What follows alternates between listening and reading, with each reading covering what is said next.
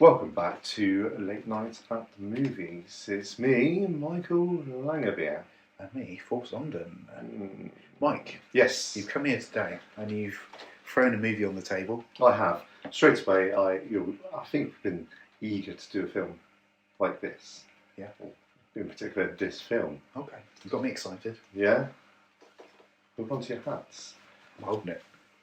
Don't think so about you. Ah, what a classic. I know, come on. What a classic. Yes, it's always going to be close to my heart, this one. Right. Yeah. 10 Things to Say About You. Mhm. A film we both quite enjoyed. Yes. 1999 film. It is, yes. Late 90s. Where have those years gone? Who knows? I mean, worth taking into account with this film is that in under 10 years, Heath Ledger, main star, would be dead. Yes, that's right. But, from this film, did he grow as an actor? Exactly. From strength to strength, he picked all the good movies. Mm-hmm. He showed his range of acting abilities as well. Yeah. And I think it's probably best for an actor to start a film like this. Yeah. Just an easy teen rom-com, and then move on to like something dark, gritty, and then you got to your say Batman, for example, like Joker, things like that. So, yes. But even before then, things like Ned Kelly in sort of 2004 and Knight's Tale, he went off from 10 Things About You to new comedy. Yeah, so kind of like his own film. Yeah, Candy. Because this one's kind of shared between the other casts. Yeah. But Knight's Tale, that's his. Yeah. He's the star of that one. And it's good that you sort of say that the other cast as well. Yes. Now, this film is based on Taming of the Shrew, isn't it? It is, yeah, Shakespeare play. And I think it already had strong source materials gay by, didn't it? Mm-hmm. Now, what do we have? Joseph Gordon-Levitt. Yes, again, another actor, strength to strength. Yeah. Which is strangely enough, because you want to think it's in this film, but as time progressed, God, does he have lots of similarities to Heath Ledger? Yes. Yeah. Right? Yeah, absolutely, yeah. If anybody's going to star a movie about his life, it's got to be him. Yeah. It has to be him. I totally agree. We've got young Julia Stiles in this film as well. Probably... Who was good back then. Yeah. Late 90s, early 2000s, A-list star. Then nothing now. Yeah, Save the Last Dance was sort of around the time, isn't it? A big one, yeah. Yeah, and just a bit of... She's been mostly in TV. She's sort of come back again now. That's right. So she's been relatively big in TV of recent times. Riviera, I think she was in, and then something else recently as well. Am I right thinking Born Identity? Yeah, she was in that. And the newest one as well. She did maybe 2 or 3 of those. Yeah. In small parts. Small roles, yeah. Right, so 10 Things I Hate About You. Now, it's a difficult one to put in the category of teen comedy because it's not that crass, is it? No. It's not really American Pie style crass, which was around the same time. Same music. Yeah, very similar. Yeah. Letters to Cleo, I think, did a lot of the soundtrack. That's right. Yeah.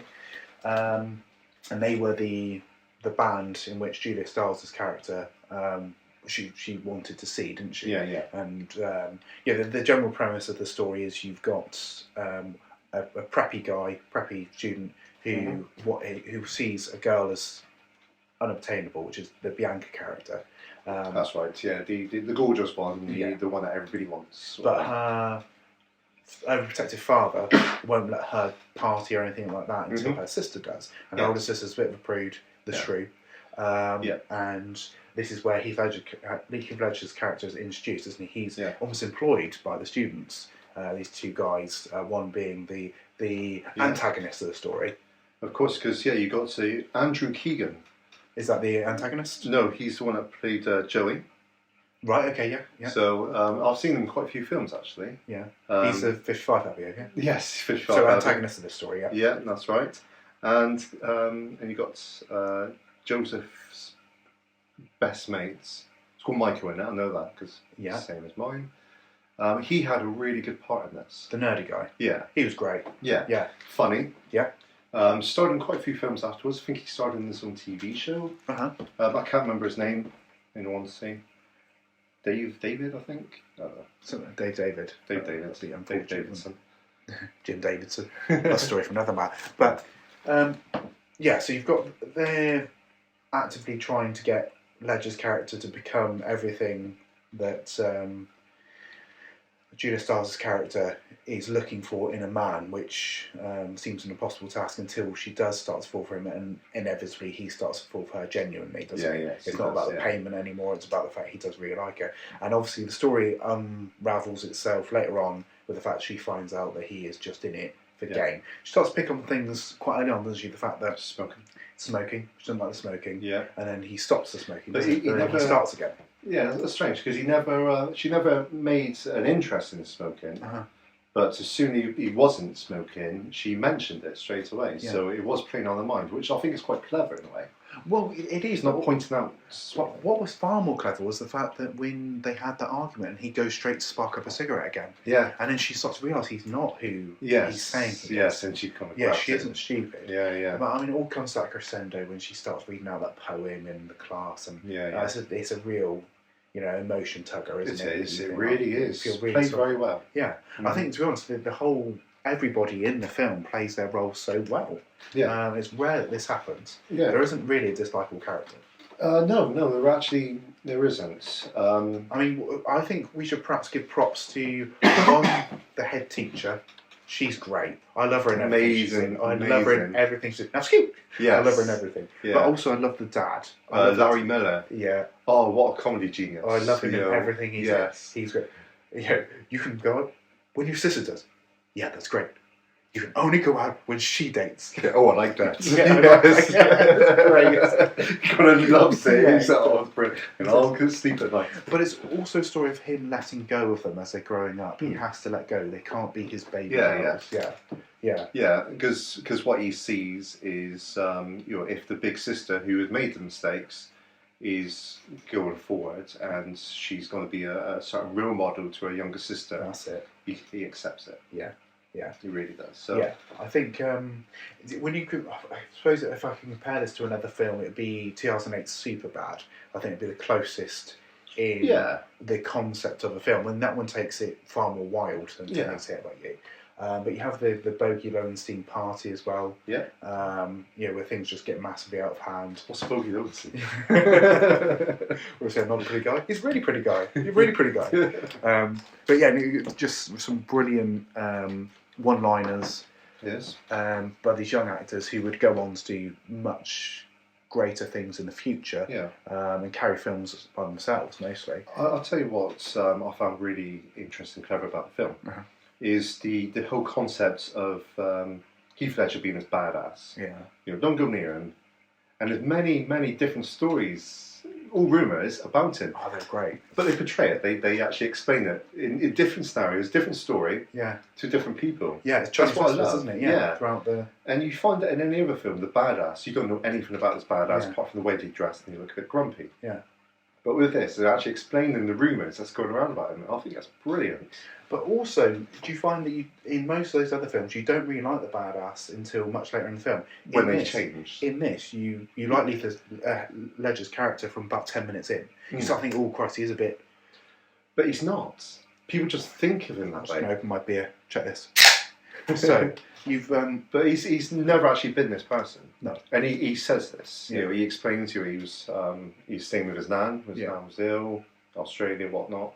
He's explaining the whole situation. He's really opening up. He's not a badass. He's not this person that people think he is. But they even address the accent, don't she? She asks him these checklists. Yeah. The accent, real. And then he explains it. And the story, the films are such a good way of compacting the backstories of these characters. Get to know you sort of concept. Yeah. Absolutely brilliant. It works so well. It does. In my view, I don't think we're even going to have an opposing view of this film. I kind of feel that we would come together in the fact that this as a generational film still holds up massively, 22 years later? God, yeah, incredible, isn't it? Yeah, 22 years. It's aged really well. Yeah. I did play this with my kids. Okay. So you got 13 and 11. They loved it. Mm. And you think, we loved it because it was quite new to us. Yes. But they said 22 years on. Yeah. And they still loved it. Brilliant. That's a powerful thing. We were there. We were there in '99 when this film dropped. Yeah. And for all these years later, for 13 and 11-year-old to sit there and enjoy it, it's cross-generational. Mm-hmm. But then I think because the good thing about 10 Things I Hate About You, it is a gentle film. It's not trying to be malicious in any way, shape or form. And everything ties up lovely with a bow at the end. Yeah. You know, everything just works well. And also, to be honest, the way Ledger is with what's her name? It's Bianca and Bianca, the younger sister. Yeah. Cats.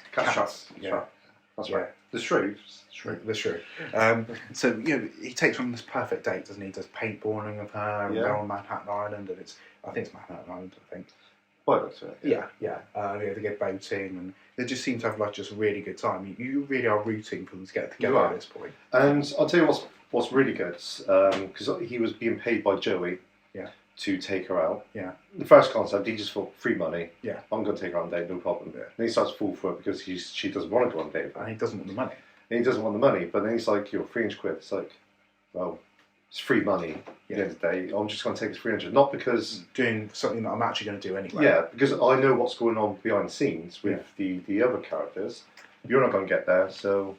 But one thing I love about it is it's not a story between Bianca and Joey at all. It's actually Kat and Patrick Frohner. Yeah. But it's their story. Yeah. And I think that I love the way it just switches like that. It's like, hang on a minute, you thought it was about this. It's not, it's about this. Yeah.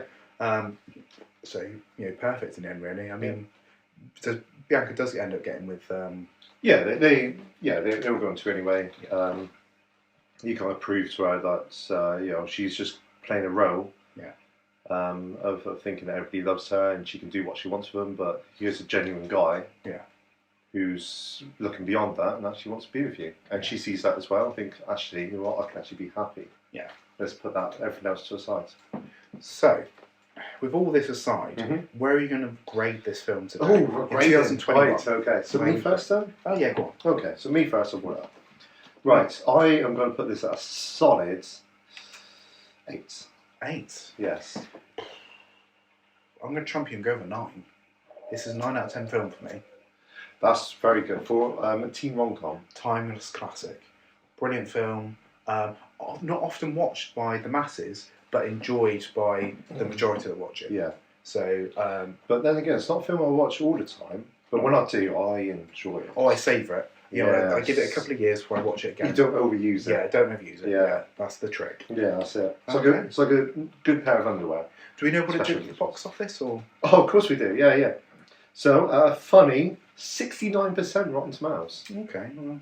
Which, in all honesty, that is really good. Yeah. I think that is... it's well above average for this sort of movie. It's a great score for that. IMDb, 7.3 out of 10. Again, it's above average. Yeah, it's the same round. Did we do the match? Yeah, all right. Well, just box office would be fine. Metacritic, 70%. Okay, so it's above average. Amazingly. Anything at the box office, Michael?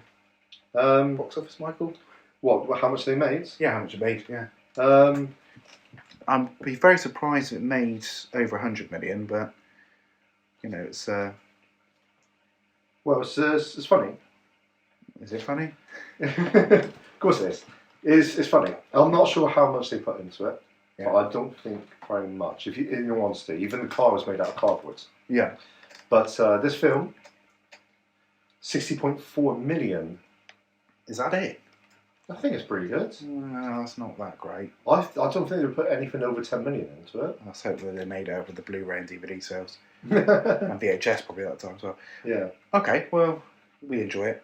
Right, so we enjoy it. General consensus, search this film out, watch it in any way you can. It might be on your popular streaming formats. If not, a DVD version of this is what, £2? Yes. So if that. Yeah, grab it and keep it in your collection. Savour it. Yeah, watch it once, maybe every other year. Yeah, watch it with your kids. Yeah, it's worth it. Right, that's us signing out for this episode. Yeah, thank you so much for joining, and we'll see you on the next film. Bye-bye.